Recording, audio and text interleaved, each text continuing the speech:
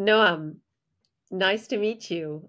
I've heard your voice on your podcast for a while, but it's lovely to actually meet you in not person because you're in the U.S. and I'm in Israel. Thanks for coming on. Thanks for having me. We have lots to cover. Okay, I'm ready. I want to dive straight into your role as both an educator, a fantastic creator of online educational but fun and engaging content about Israel and about Judaism. You've been doing a lot of amazing work. What happened to the kind of content that you put out and how you view your responsibility and the content that you've been putting out since October 7th? Have you ever heard of Stephen Covey? No. Okay, so Stephen Covey is an American author. I think he's American. And he wrote a book called The 7 Habits of Highly Effective People. So I highly recommend that book. So I think I read it probably 15, 20 years ago, probably closer to 20 years ago. And in that book, he talks about the distinction between lots of interesting categories, but one of them that I think about often is the distinction between important and urgent. And I've had my entire life been deeply focused on the Jewish story. Even when I was a kid in high school, yes, I was, captain of the basketball team, captain of the soccer team, and those things. But the thing I cared about was being the leader of the Jewish space in my school, and I just cared a lot about that in Israel and Zionism. And to me, it's always been something that has felt urgent, even if it was in the category of important. And over the last 5 years or so, I've been doing all this content, Unpacking Israeli History, the Unpacked YouTube channel, all the different content, Wandering Jews with Michal, just a ton of content. And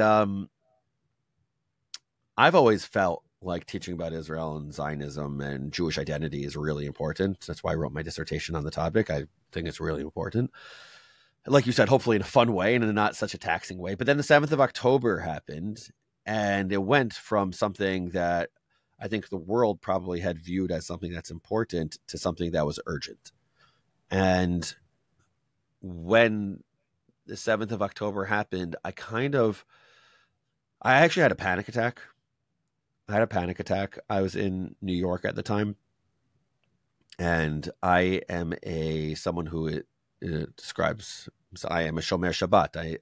I observe Shabbat, both the do's and the don't do's, the ases and the lo ta'ases. And it was Simchat Torah, and in the U.S., it was 2 days. And we had heard all of these things that had happened. We didn't know if it was rumors, and we didn't know. And we're trying to speak to people who are on their phones, and we're getting more and more and more information. And I knew that by the way, when I first heard it was just 40 people who were killed. I said, this is an inflection point in modern Jewish history. Something like this has not happened in 20 years. Something major is going to happen. And then we forget, then there's 100 people, there's 200 people, 300 people, 400 people, 5. And the story got bigger and bigger. And I could not, it was Simchat Torah, the day that we celebrate the Torah, the Hebrew Bible. And I had zero celebration in me. I just had anxiety. I didn't know what was going on, fear. And then I turned that anxiety, fear. I have family in Israel, by the way, like a bunch of family in Israel, close friends in Israel. And it went from being like, Noam, you have an important task in the world. You've always viewed it as urgent, but it's an important task, to amongst the most urgent of tasks for the world. Because put aside what happened that day, Israel and Zionism and Jewish history was on trial. And so how do you educate in a context where everyone is litigating? How do you educate in a context where people have strong opinions but have almost zero knowledge? How do you educate across political differences? How do you, after Israel suffered one of the most horrible moments in the last 100 years possible, how do you educate to an audience that doesn't see it that way? How do you deal with that? And on the other hand, be part of a family, that the Jewish people are my family and Israel is such a core part of my identity? How do you educate by feeling so attached to that people, but educate to an audience that doesn't necessarily see it at all like that? So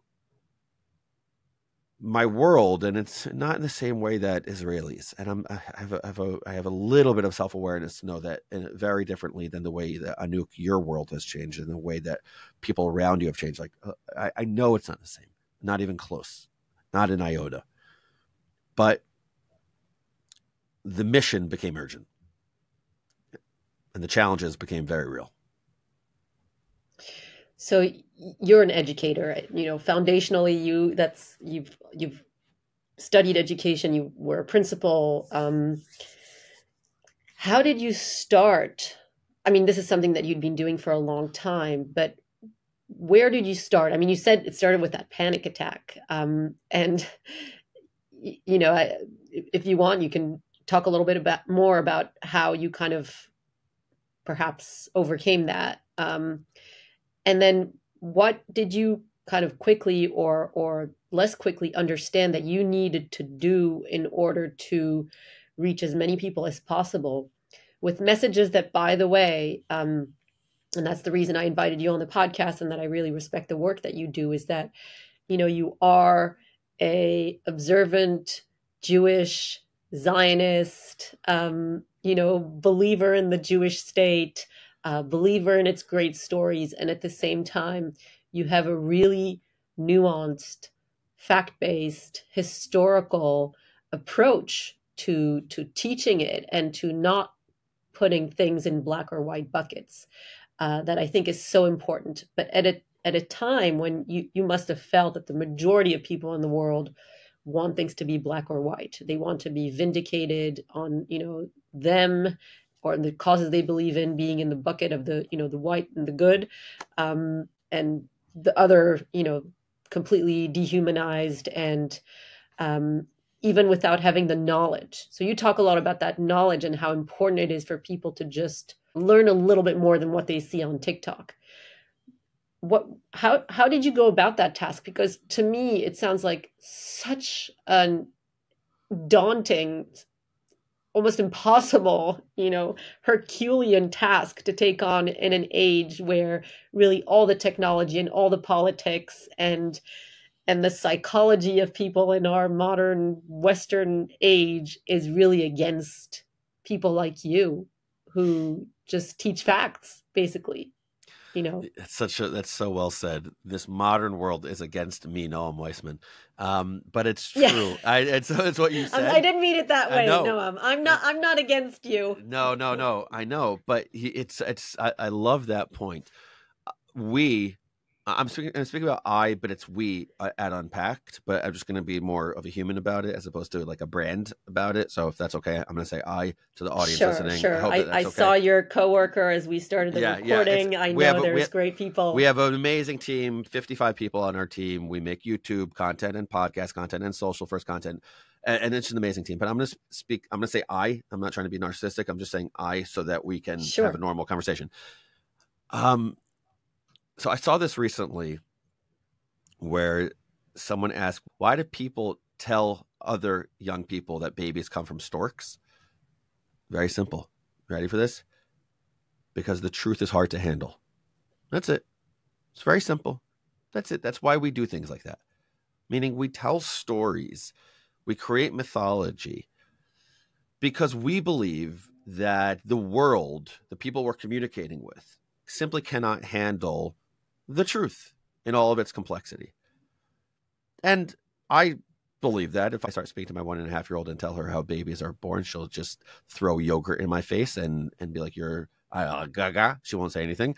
And if I say that, if I tell my 7-year-old how babies are born, then she'll be like, ew, Abba, you're gross. So like, I don't even know what you're saying. If I do that to my 9-year-old or 12-year-old, okay, so now we're having a conversation. But the reason we stay away from it is because it's too difficult to handle. Teaching about the Israeli-Palestinian conflict and about Zionism, for a lot of people, they're still in that stage of being told the story as though babies come from storks. Babies don't come from storks. Listeners, I'm sorry. And if you listen to the sexual and intimacy episode of Anouk, you will know that's not where babies come from. The Israeli-Palestinian conflict, or any issue that is an area of conflict, any issue that's an area of tension, you are right that social media first seems to be suggesting you have to be on this side or you have to be on that side. You have to be, and by the way, and if you're like at the mushy middle, then you're also picking a side. And you're also getting, hairs to raise on people's arms. Yeah, and in a good way, by the way. You're getting more and more and more views. What we said is, actually, let's try to do something a little countercultural, by the way, which is what the Jewish people have been doing from time immemorial. Let's be a little bit countercultural.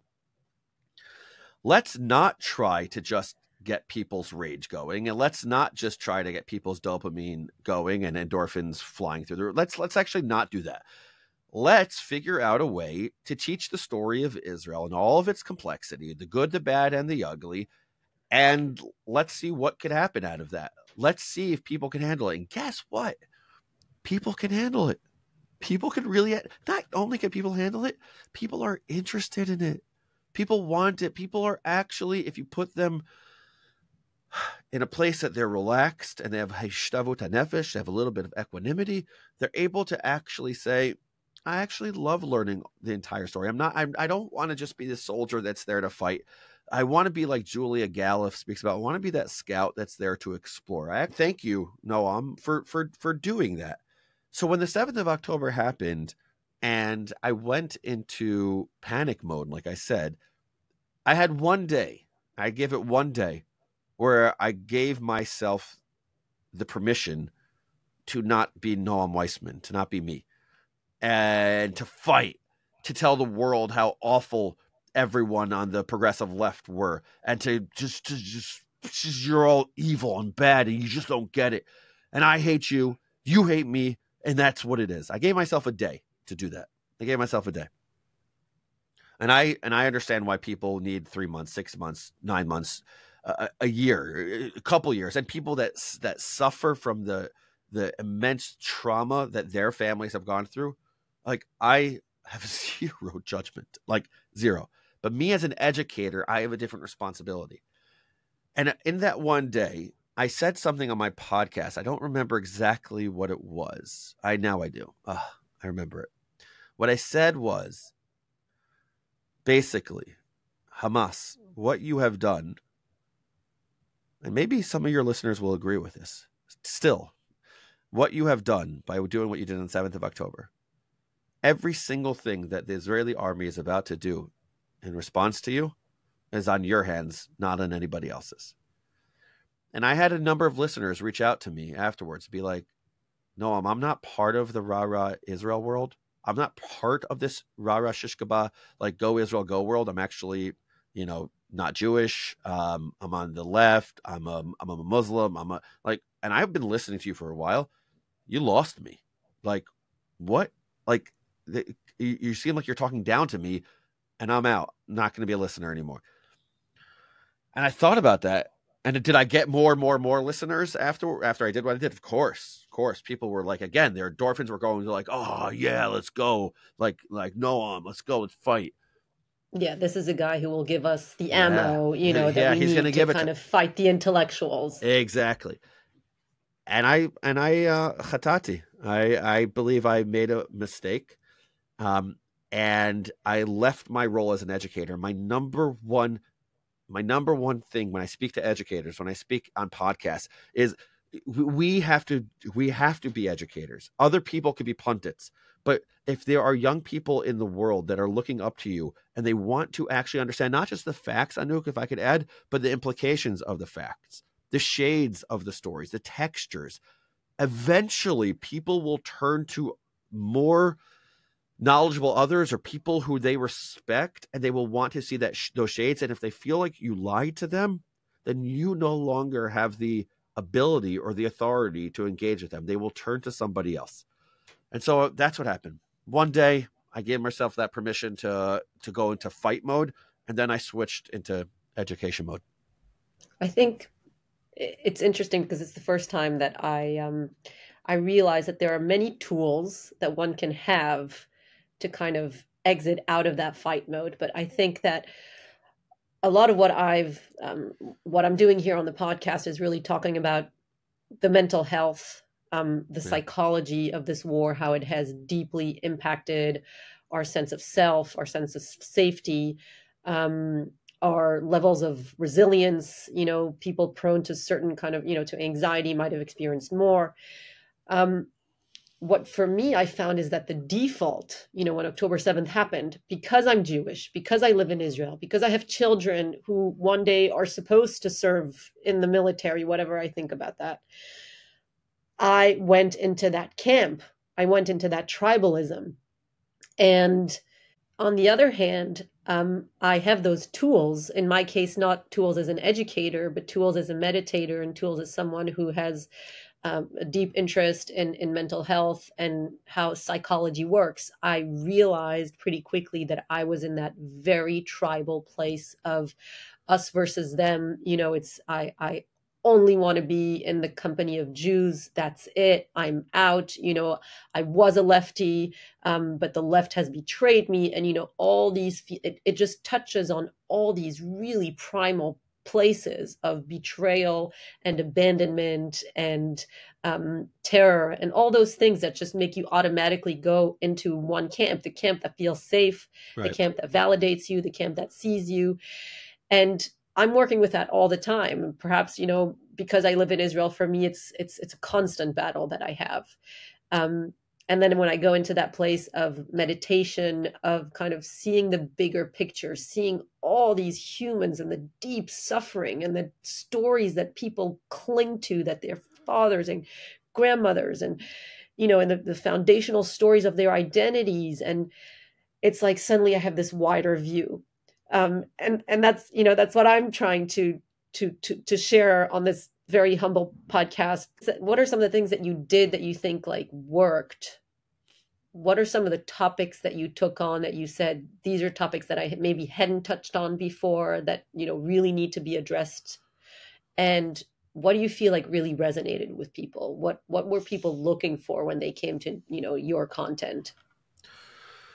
Yeah. First of all, I want to ask you, I mean, I need more meditation in my life. So I need to learn that from you. I actually think about this often. I need to meditate more, and I don't have the correct tools for that. So you're going to have to teach that to me. So I want to think about what you said about the tribal aspect. I'm tribal also. And I'm wondering, of course I'm tribal. We're all tribal. I'm Jewish, and everyone should be tribal to an extent. That's what, when you watch the World Cup, you're rooting for Bulgaria or not because you are tribal. Like you're rooting for Brazil because you are tribal, or because you think they have the most gorgeous football or soccer. Uh-huh. Could you just talk me through a little bit more? What do you mean by the downsides of tribalism?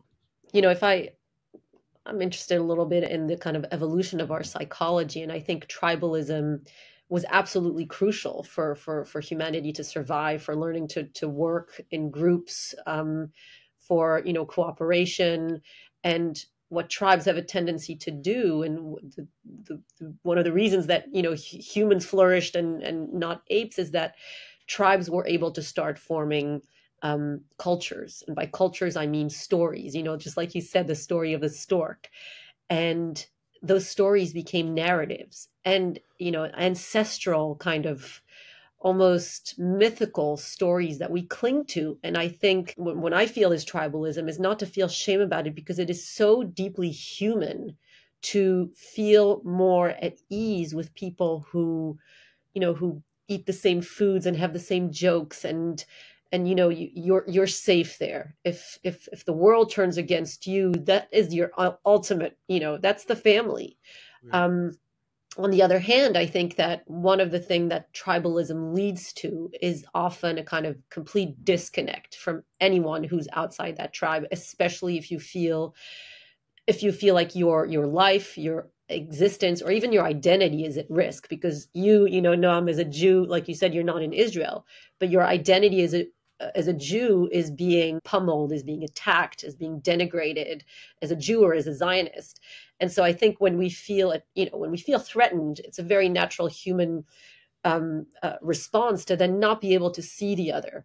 And my feeling was, as I listened to your podcast, that you did go through a journey, and that, for example, you did like a 2-part series on the West Bank and on what many will term the occupation, and you did a 2-part series on Israeli Arabs, and maybe that's not necessarily your comfort zone, your tribe, but it is an attempt to ultimately do what we also know is right, is to be able to open our hearts to the human that doesn't feel so comfortable, that I feel a little bit awkward around, because I Right. know, we're supposed to be enemies, and so I really appreciated those episodes that you did. And I'm wondering if that was the result of this kind of like internal grappling with all this noise that came out of chastising Israel as the oppressor and as the colonialist white invader. I think you mentioned a statistic that says that like 55% of 18 to 24-year-olds in the United States say that Israel should cease to exist and should be handed over to Hamas and the Palestinians.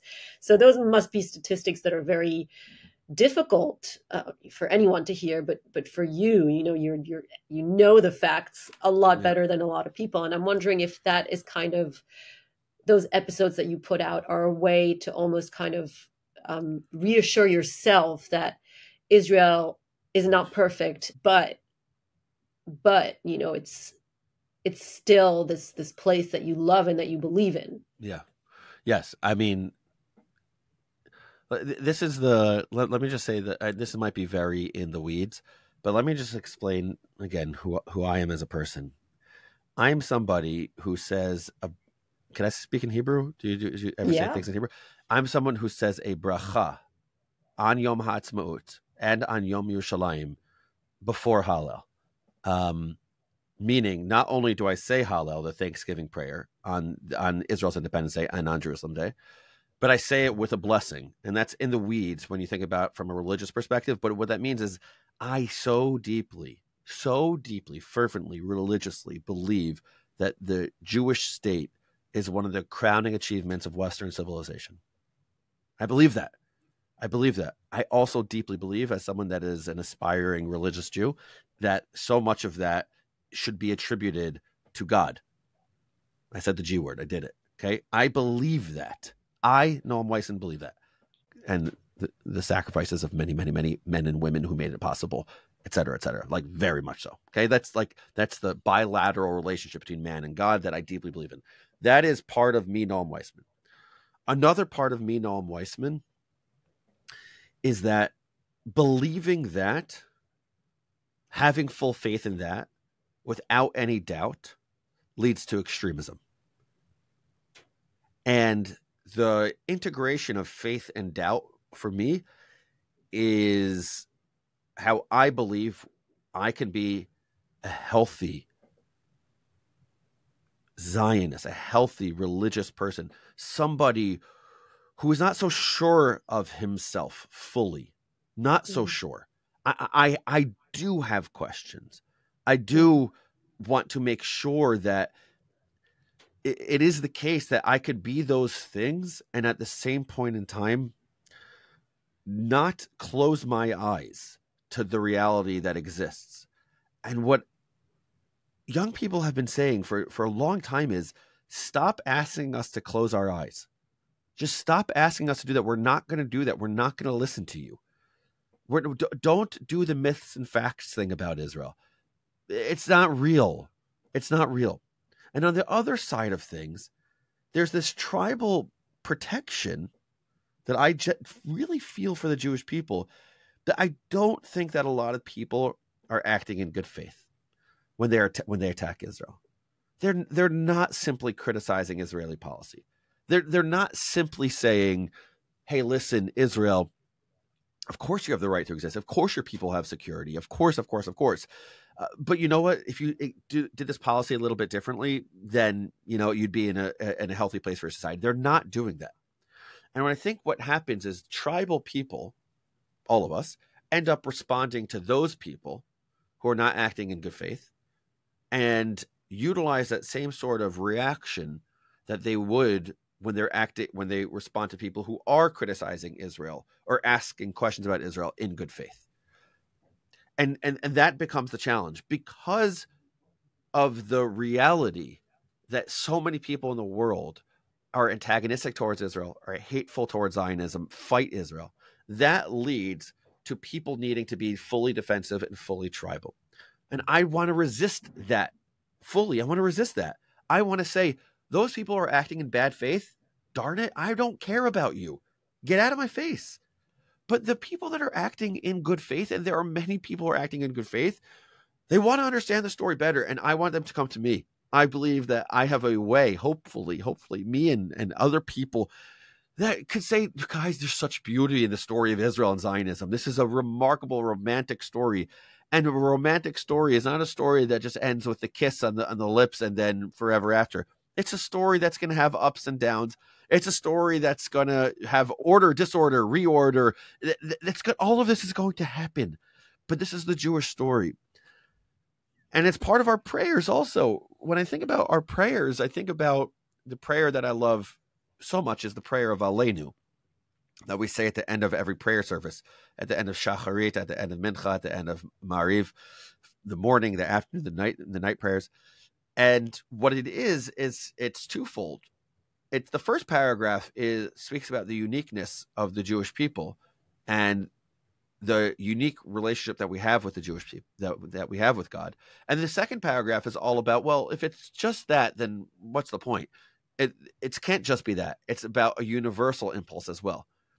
And so Aleinu, the prayer of Aleinu, is this tribal prayer, first paragraph, and the universal prayer, second half. The story of the Jewish people is the ability to say, I don't just exist in order to exist. The Jewish continuity, if the goal is just this concept of continuity, of continuing to exist, Israel is just there to exist. There are 195 countries. I don't know, maybe 200 countries, whatever the number is. Okay, who cares? Israel doesn't exist in order to exist. Israel exists in order to do something incredible, in order to be something that's a beacon of light. So I put all that together, and that's me. That's me. That's my story. So yes, I want to teach facts, Anouk. Yes, I want to teach interpretations, implications of facts. Yes, I want people to ask questions about Israel. Yes, I want people to be so connected to Israel and Zionism. Yes, I love the Jewish story. Yes. The word and comes up a lot in my life. So I'm an and person, and it could be exhausting for people who have to engage with me. Yeah, it can be exhausting, I imagine, for you as well, because Yes. it is for me. I grew up, before we started the recording, I told you I grew up in a secular but very Zionist Belgian household. And, I grew up with all these stories, the stork stories of Judaism and Zionism and heroism and righteousness and goodness and, all these extraordinary things. And they seeped into me and they meant so much. They were such a foundational part of my identity. And when I started studying journalism and then working as a journalist and then moving to Israel, I started feeling shame about those kind of blank slate, knight on a wise horse stories that I had imbibed, and slowly they started disintegrating to the point where I just kept all of Judaism and Zionism at arm's length. Really confused about how I felt about it all, really angry a lot of the time at my own people, of course, very angry at the ones who kind of just blame without knowing the facts, but not really knowing myself, what I believe anymore. And for myself and for a lot of people, also that I interview on my podcast, October 7th was a kind of reawakening of a connection to Judaism. It's kind of like by being with your back against the wall with, exterminators wanting to exterminate you because of that very thing. That is basically what comes out. That's the identity that suddenly it was, because I am rejected for it. I and a lot of people kind of start to embrace it. I wonder if that, you know, if you found that to be the case for a lot of people, maybe who started listening to your content after October 7th. And at the same time, you know, when I hear you also talking about the, you know, the light onto the nations and those ideas and kind of archetypes that you and I probably grew up on to an extent, I imagine like some of my peace activist friends kind of listening to that and saying like, again, you know, the stork. And when you compare that to what has been happening in Gaza and the suffering there, how do you talk about that? The first thing that I would do immediately is to create a culture of curiosity as opposed to compliance. That's number one. Curiosity over compliance. What happens very often is when people hear this, what you're talking about, is this young Jewish person who's like, listen, I don't understand what's going on, and like, it's like I don't agree with it. We don't want to engage them to make sure they comply to whatever we think and say. That's like that's the instinct for many of us. Oh, just get them to think what we think. Okay, got it. And here's how to get them there. Okay, got it. So we'll do that, and they will now comply. A different approach is to be much more curious with them and to allow them to not try to prove anything to them, to not try to persuade them in any sort of way, but to engage with them and to really be curious. And that's number one. On top of that is my approach to them would be to allow them, like I was saying, to allow them to end more of their sentences with question marks and exclamation points. I think that's like, I think of that just simply is countercultural as well. So to do question marks, questions, like sometimes, like my friend Gil Troy would say, sometimes you have to do exclamation points and you have to have them to be like very vociferous about whatever it is that they should be. But I would argue more and more that we already have a surplus. We have a surplus of advocacy, and we have a deficit of inquiry. So that's the second thing I would say.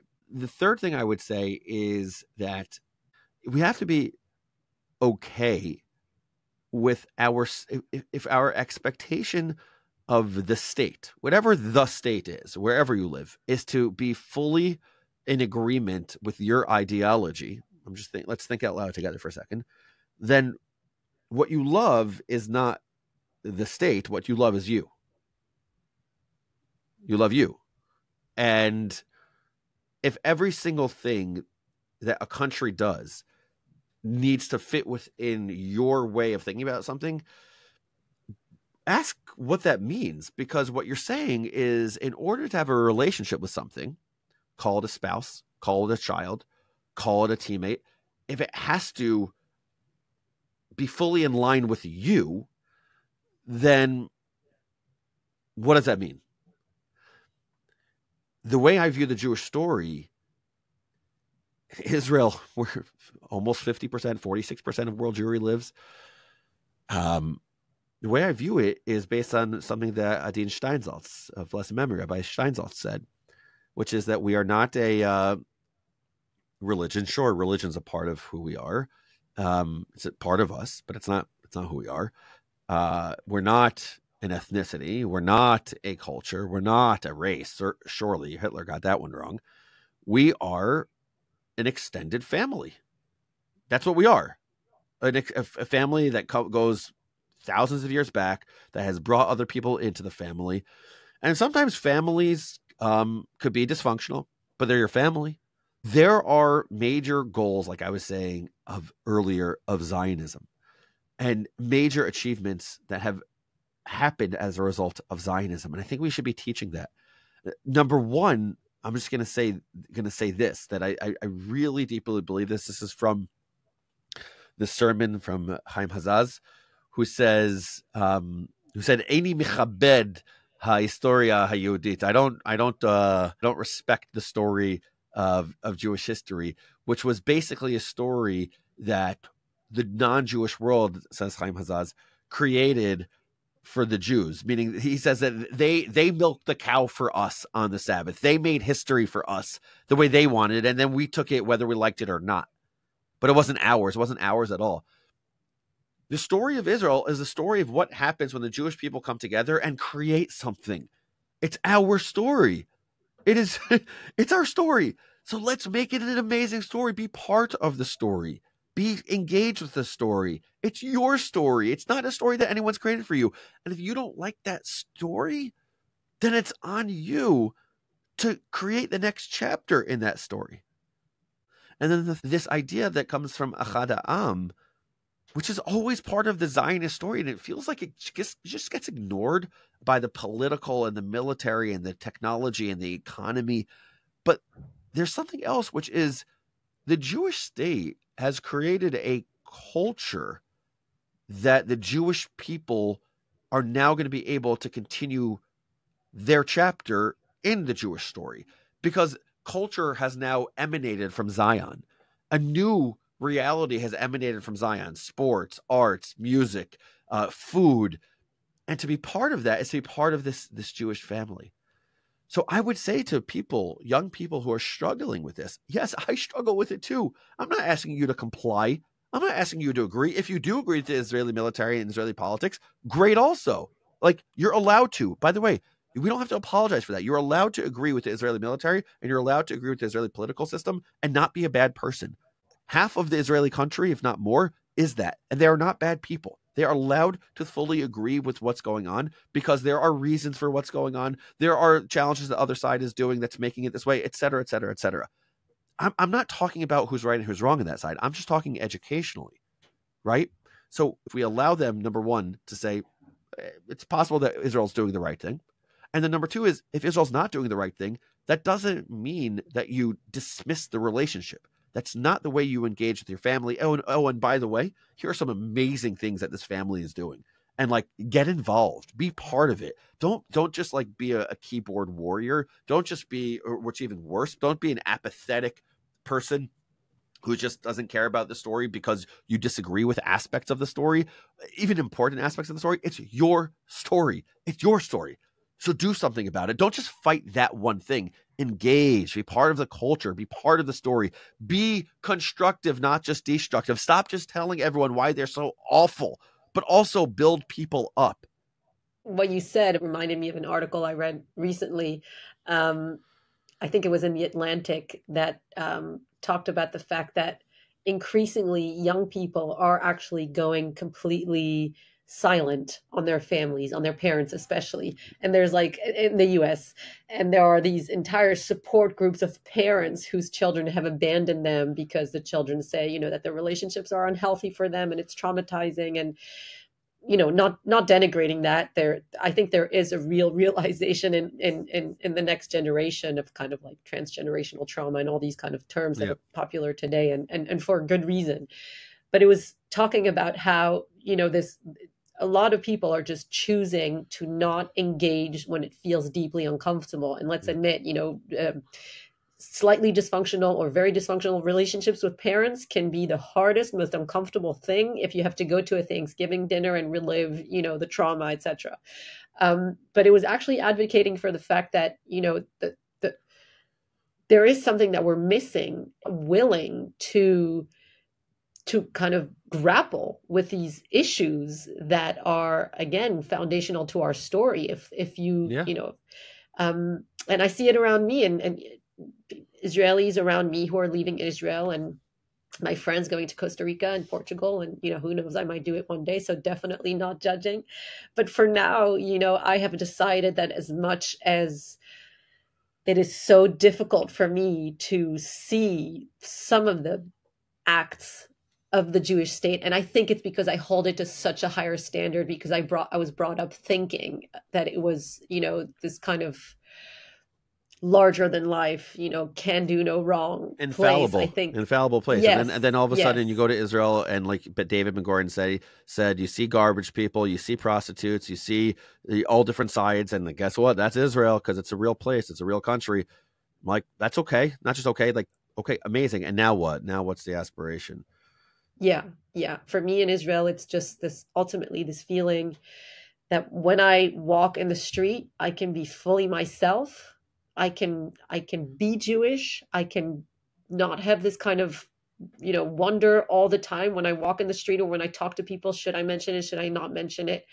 And there really is this feeling in this country that everybody's family. I always tell this story that I went to a museum and I wasn't allowed to go into a part of the museum with a stroller. And I left my baby with a kind of security attendant. I didn't ask her name. She was like, like, just leave him with me. And I was like, okay, sure. Here's my number. Call me if there's anything. That's I wouldn't do that in any other place in the world. I mean, maybe I should be, maybe child support should knock on my door. But I think it was valid because I felt so comfortable. It was just natural. It's like, yeah, that woman looks like, I don't know, like my grandmother. And so, yeah, I think, we're both talking about that kind of deeply difficult, but deeply inspiring place to be in, which is this middle, this kind of murky, conflicted middle where you have the emotions of love and passion, and at the same time, the kind of confusion and shame and guilt, and they're your fact that you're holding on to while knowing that there are other facts that say different things. And it's such a difficult place to be in. But if I can say something Jewish, because you make all the Jewish references, because I'm not there. That's not my thing. But I do remember that we're all about asking questions, questions, right? Yeah. By the way, when, your teacher, educator, I was always the one in the front row, in the center. Yeah. The whole class kind of having my hand raised, my finger, asking questions and questions and questions, and shushing the kids in the back because I couldn't hear what the teacher was saying. And I think after our conversation, I'm going to lean more into daring to ask the questions, knowing that the answers might make me uncomfortable.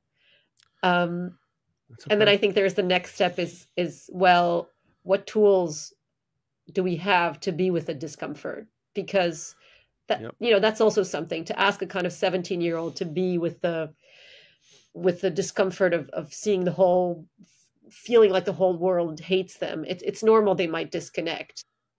Yeah, totally. But you know what? There's nothing as joyful as the security of being with your loving family. There's nothing as joyful when you have security. I don't mean physical. I mean, like, just security of being with people that you belong, that you're not trying to fit in, but that you belong. Fitting in is the opposite of belonging. It's the exact opposite of belonging. And so many of us in life, we put on our masks to try to fit in to whatever in society. But when you're with your family, you don't try to fit in. You just belong. And that's the joy. That's the joy of this whole thing.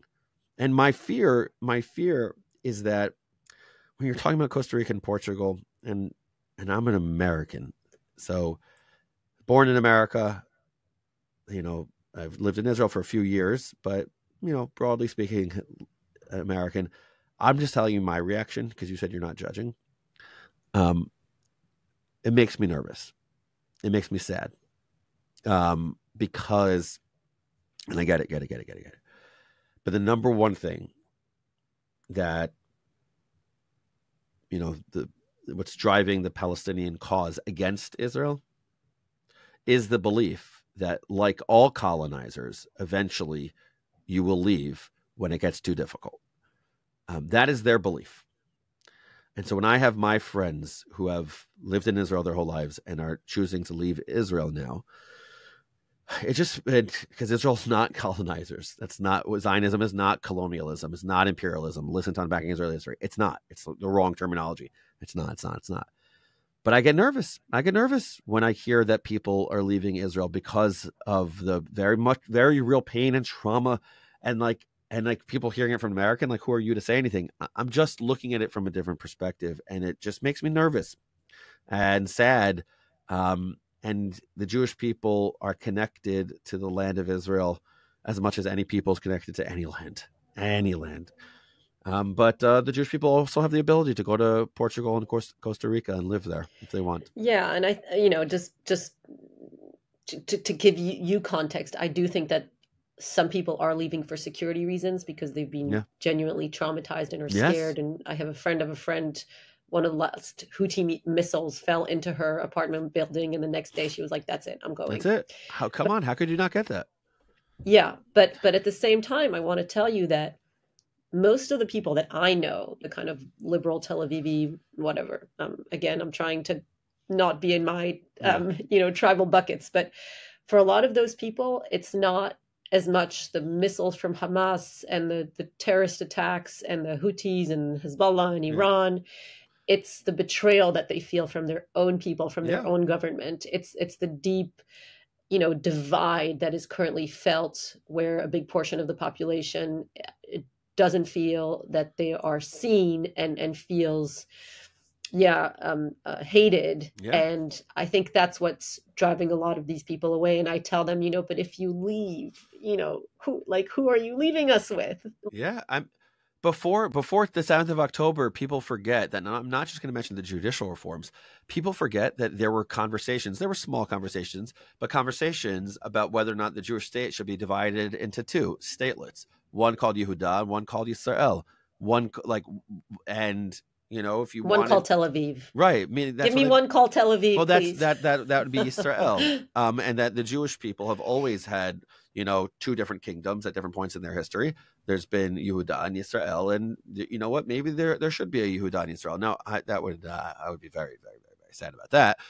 But this is very real, and we have to. These are the issues that, now put aside the Israeli-Palestinian conflict. This is what I want to solve, because I think this is harder to solve, but also probably more important to solve. We have to figure out as a people how to. We are very different. We are very different, and that's okay. We are family. And Anouk, I view you as family. I do. I view you as family, a very extended family from Belgium, and now in Israel. But you're my family. You're my family, and I feel that. I really feel that, and I want to bring that feeling to more and more Jewish people and to non-Jewish people to be able to see this story of this amazing family, this accomplished family, this family that fights with each other, this family that divides every now and then. But this family, do you mind if I just end? I just have an idea that I just read in Natan Sharansky, and I said this in my Unpacking Israeli History podcast, and I want to tell you something that he says in Natan Sharansky, the Soviet refusenik, who was in the Gulag for 9 years, and he was actually in a punishment cell for 405 days over the course of his time there. And he says, no matter how lonely I might have seemed to be in my punishment cell, I survived by knowing I had not been abandoned by my people. That's it. We don't abandon each other. We're a people. We're biyachad. We're together. And that's the way I feel. I have 2 more questions for you. I assume the majority of my listeners are Israelis, Jewish. I hope I get some listeners who are not, even though I know it's probably hard for them. What would you say today to, and I know you know many, to Palestinians, to Gazans, if you could talk to them, if you went beyond the tribalism, what would you want to say to them? I would say let's not be conflict entrepreneurs, and let's not allow conflict to sustain us, to be intoxicated by it. I would ask the question, what could you do to stop being intoxicated by it? And I have to ask myself that same question. Don't tell me what I could do differently, and I won't tell you what you could do differently.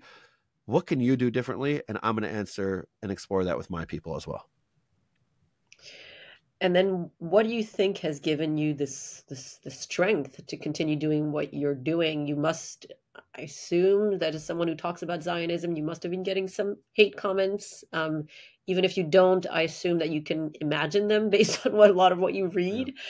What has kind of given you this integrity, this backbone, this courage to tackle this subject? And are you ever afraid? And if you are, what brings you beyond that fear to action? Principle. That's it. We're allotted 70 years, 80 years, 90 years. I don't know if we're lucky 100 years. That's it. That's all we got. Do something meaningful. Do something that's going to make an impact on the world. Figure out a way to marry your talents with where there's a major need, where your curiosity leads you.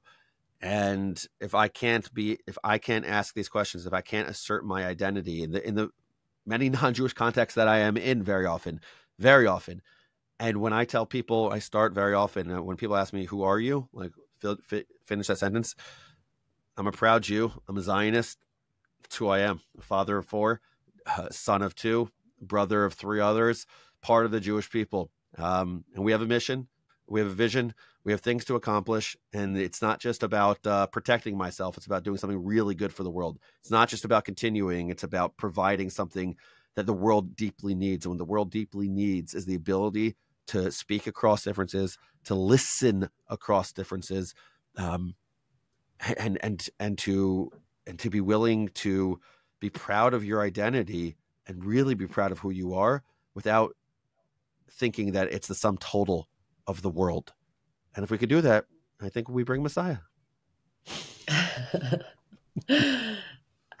Thank you so much, Noam. I want to encourage my listeners to listen to your podcast. Like I said, one of the episodes that I found most fascinating is when you dared to ask the question, is Israel an apartheid state? Yeah. And you didn't just ask it rhetorically. You actually investigated and you said some things that are difficult to hear as a Jew and as an Israeli.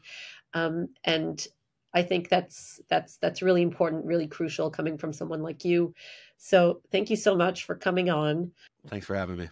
Really, really appreciate the conversation.